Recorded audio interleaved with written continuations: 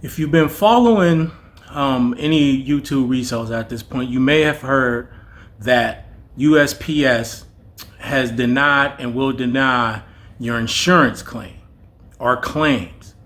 In this video, I want to talk a little bit about that, maybe clear up any misconceptions or confusion about it, and maybe even talk about what can we do to avoid that happening to us, or can we not do anything, and is it just an arbitrary process whereby the USPS can deny or give you your claim based on whatever they want to do. I'll talk more about that in my personal experience in this video, so let's get started.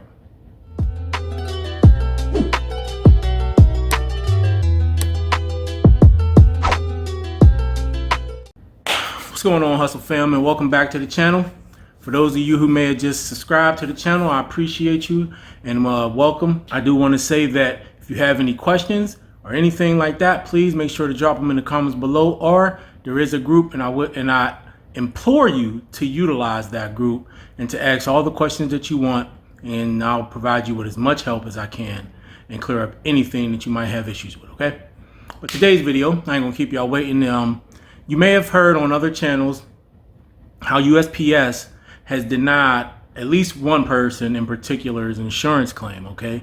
They filed for insurance and the claim was denied. We'll get into the particulars of it soon. So I want to talk about that, because I feel like there's a little bit of confusion as to what exactly USPS was asking the person and all of that, and what that person should have provided, and then talk about more about what we can do as resellers to maybe what we can learn, what lesson can we learn from this, especially if you're selling higher value items that you end up purchasing this insurance on. You're going to want to make sure, if you do have to put a claim in, how can you at least increase your chances of making sure that your claim is paid out by the USPS. As far as me and my personal experience, I have put in claims on USPS or to USPS for lost mail.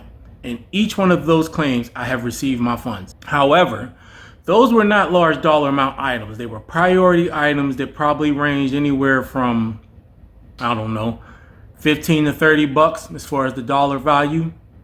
I was always paid out immediately. Not like the same day, but it really never took long for me to receive my funds. So I'm assuming that it might, on how much grief they give you, might depend on the amount that you're asking for, okay? But as far as the story and where all this stemmed from itself, let's go on over to read the story. It's on e-commerce Bytes. Okay, we're over here on e-commerce Bytes, and let me get this out of the way. The title says USPS rejects eBay payments and denying insurance claim. Now we're going to read this because I do think that there's some confusion in exactly what the USPS was asking this person for, and they maybe even misunderstood what it was. But let's go through it. The U.S. Postal Service denied the seller's claim over an undelivered package with great persistence. The seller got an answer from USPS that indicated it did not accept eBay's payment service as valid proof of payment. That's a problem since eBay processes all payments on behalf of its sellers. The seller said they sold an art print on eBay for over $500 and shipped it via USPS, first class, with insurance for the full value. The signature for the full value with signature required. Tracking showed the package arrived at the destination post office but was never delivered or signed for by the customer. After opening a claim with the USPS, the seller received a letter stating the seller had not provided sufficient proof of value. Now, guys, I want to pay attention to this phrase right here, okay? Sufficient proof of value, because those words are important. It's stated in part, the amount claimed must be supported by acceptable proof of value, such as a dated sales receipt, money order, credit card statement, a copy of the front and back of a canceled check, or proof of completed internet payment transaction, pay invoice or bill of sale, or statement of value from a reputable dealer. For internet transactions, provided a computer printout of the online transaction identifying the purchaser and seller, price paid, date of transaction, description of item purchased, and assurance that the transaction is completed. The seller said that they had submitted a copy of the eBay order receipt when they first filed the claim that contained all of the information requested, so they opened an appeal, which was denied in a matter of hours. The seller turned to their member of Congress for help and eventually received a letter from a USPS government relations representative that stated, as it relates to eBay transactions, they would like to see a similar screenshot that shows the PayPal transaction, or if that is not available, a bank statement or similar statement showing completed payment. As you are well aware, the seller said, eBay sellers have not been paid for, eBay sellers have not been paid for eBay seller. I think they mean to say like eBay sellers have not used PayPal basically for about 3 years now, and for some a lot longer than that. And they explain how a bank statement would be unhelpful in this case. Based on a letter I received from the USPS through Congress, it seemed like money from an eBay sale must be received by the seller through PayPal, which of course in 2023 would make all USPS insurance for eBay sales completely void. However, this does not stop them from charging for what at this point seems like a completely fraudulent service. It's incredible that a claims processor at the USPS wouldn't accept an eBay receipt. What do you do when a shipping company denies a claim for an invalid reason? And do they even explain the reason for the denial? Any advice for this seller and potentially many other eBay sellers? Any advice for this seller and potentially many other eBay sellers? Sorry guys, I'm having trouble reading apparently. So down here in the comments, there's some comments. I ain't gonna read them all, but let's read a few. They quoted what the eBay or what the USPS representative said. Then they said, this is probably too simple, so it is stupid, but eBay's packing slip contains every bit of that information. I would also load up my request with additional printouts of whatever I could get that would add to the information. USPS does not understand about sellers' relationship with eBay necessitated by sales tax collection requirements. This person said, insanity loop, that's USPS for you. This person said, I think USPS may be asking for proof of what the seller paid for the item, not what he sold it for. This is sort of a standard insurance demand to determine the actual value of a loss in transit unless seller has a recent appraisal from a recognized authority that values it higher. So this right here, guys, this is the main statement that I want to kind of highlight and mark out, because when we go back up to the top, remember, they ask for proof of value, not for proof of purchase of what the person paid for. But what this member on the site says makes perfect sense, right? And then you can go on. I just banked the difference of postage paid by the buyer and what I paid through a third-party label printer's trap, and it goes on and on and on and on and on, right? So if you've been following this story in any way, or if you've heard any other YouTube resellers talk about it, and I have heard a couple, I think that there's some details missing in the story. And so with the impression that you get is that it's pointless to put in an insurance claim with the USPS because you won't get paid out either way. So it's pointless, which is not totally true. Look, I don't know the details of everybody's situation. Like I said, I've had to put in claims twice, and each time I was paid out, and I had never been asked for any proof of purchase, or not proof of purchase, but proof of value. I've never been asked for anything. I just put it in and they paid me. And again, maybe that was because of the value being so low. Now, when you're making a claim on an item that's $500+ as an insurance company, I'm going to ask you for proof of value as well. And so I think that's the main point that we need to realize in this whole situation. Okay, let's not go all crazy and say, oh, it's pointless. And the fact that the New Ground Advantage has $100 insurance and people saying, well, that's useless, the USPS doesn't pay anyway. That's just not true. And I think for newer resellers coming in, they might believe that, and that's not true. And I know personally from experience that is not all the way true. In my case, they paid me. In a case where you have an item that's $500+, it only makes sense that they will want proof of value. And so I think what the seller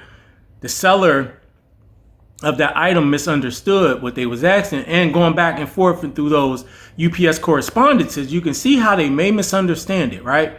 I think what they should have did was try to find a way to provide them with proof of what they paid for the item itself, what they paid, not what their buyer paid. So they would want a transaction on your bank statement, your credit card, or anything that shows where you bought this item from and how much it cost you to buy it. Not what the buyer bought it, right? Because you could have paid $3 for it. The buyer paid $500 for it. But as far as the insurance is concerned, the value of that item isn't the $500 that the buyer paid. It's the $300 that you paid. Right, wrong, or indifferent. That's probably how they looking at it, right? I just wanted to inject this part of the video into here to show you this is the USPS website, and it shows you how to file a claim, but under that it'll show you what documents you need. Okay, step 2 is to gather your documents. And under that it says you need the tracking label number, evidence of insurance purchased. So this would be easy to get from eBay because you can show when you purchase the insurance as part of your shipping price, right? So a receipt, it says original mailing receipt issued at the time of purchase, outer packaging showing the name and address of the sender and the addressee, and the proper label showing that the article was sent insured. So you can take a picture of that same label. And then it says printed electronic online label record or computer printout, which would be whatever info you got from eBay. But also here's the proof of value, okay, that they say they're looking for. And here's what you would be able to use. It says proof of value is the cost or value of an item when it was mailed. Any of these can be used to show proof of value. That is sales receipt, paid invoice or paid bill of sale, statement of value and or estimates of repair costs from a reputable dealer, credit card billing statement, receipt of costs incurred for reconstruction of non-negotiable documents, printouts of the online transaction identifying the purchaser and seller, price paid, date of transaction, description of item purchased, and assurance that the transaction status is completed. And remember, this has to do with the value of the item when you purchased it. I don't think this has to do with what you charge your buyer online. Okay, it is kind of convoluted and a little weird because it's like, you know, of course if I'm selling it online, I'm selling it for more than I paid for it. But I think they're only going to insure what you paid for it, not what you sold it for. And this would be the stuff that you can use to show your proof of value. So I hope this helped a little bit more. And so I think that buyer kind of misunderstood that. So they probably should have had proof of their purchase and what that cost. And in addition to that, maybe proof of the transaction, like the one member on the site said, you can upload, a copy of the packing slip, or you can go into the separate transactions themselves on eBay, how they show all the transactions, and you can try to upload that as well. You know, there's probably a number of things you can do as far as that concerned, but I think that the main issue is having that proof of value, the proof of what you paid for it, and having it documented in a way that if you have to present it, it's going to help you win your case. And there ain't no guarantee, right? But I think everybody needs to calm down and realize that the USPS will pay out. But the higher the amount that you're asking for them, there's a good chance, as in this case, they're going to ask you to prove to them the value of the item that you're claiming.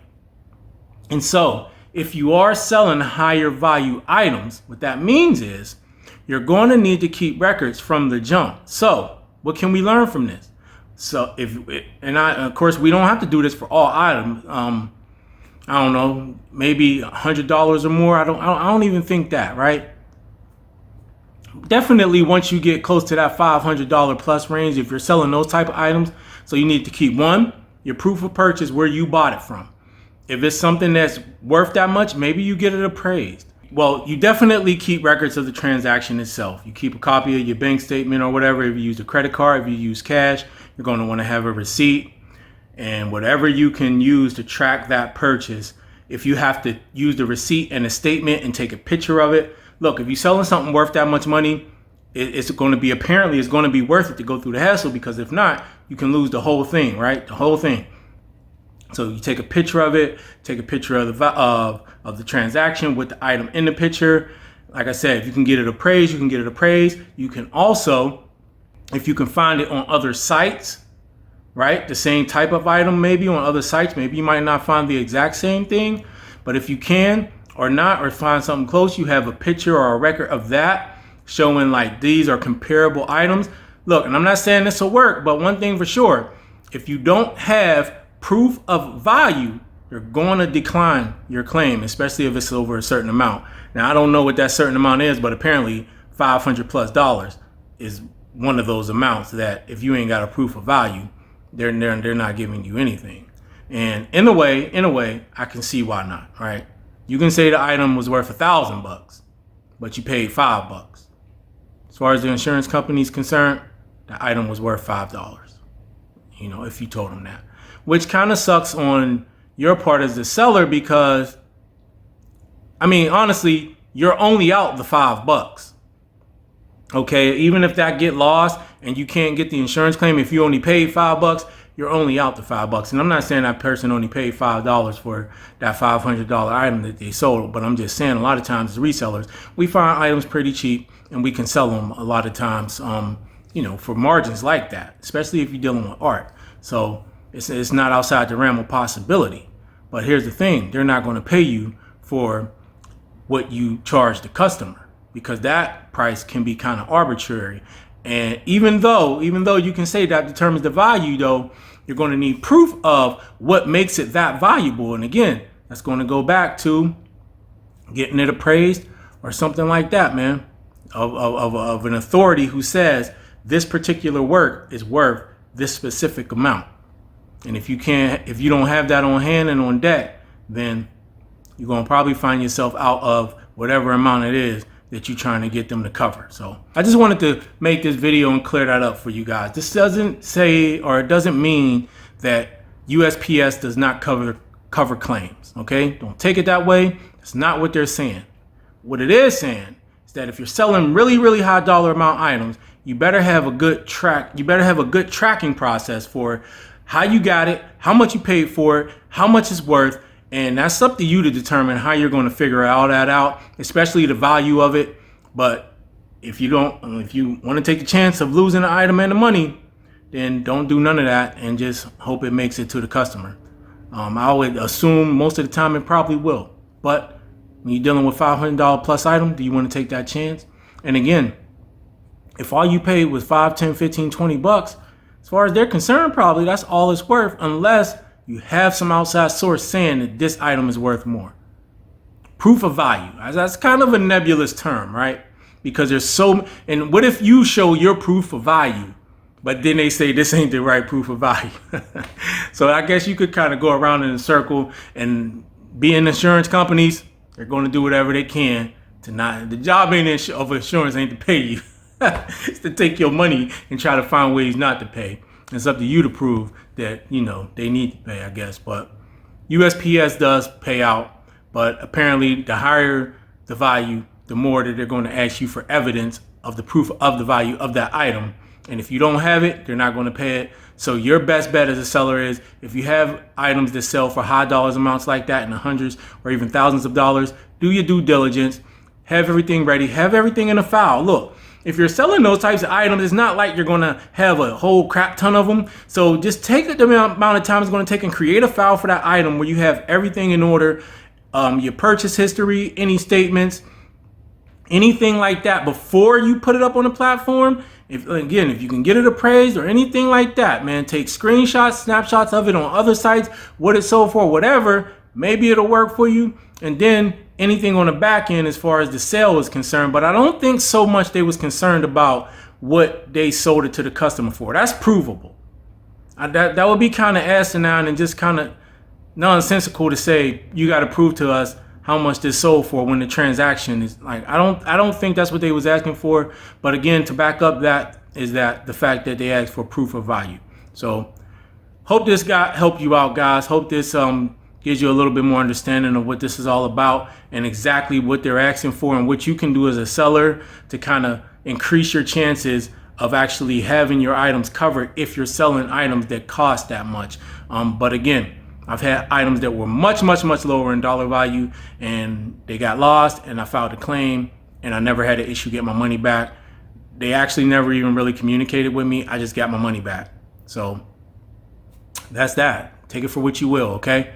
Let me know in the comments below if you've had any experience with this. Have you ever had to file a claim with the USPS for an item that's been lost that you had insurance on? And if so, did you win or not? And if you didn't, why did they not give you the claim? Was it something similar to this where they asked for proof of value, or what was going on there? I'd be really interested to know the answer to that question. So hit that like button, make sure you subscribe to the channel, and make sure you hit that notification bell so that you're notified next time I upload another video.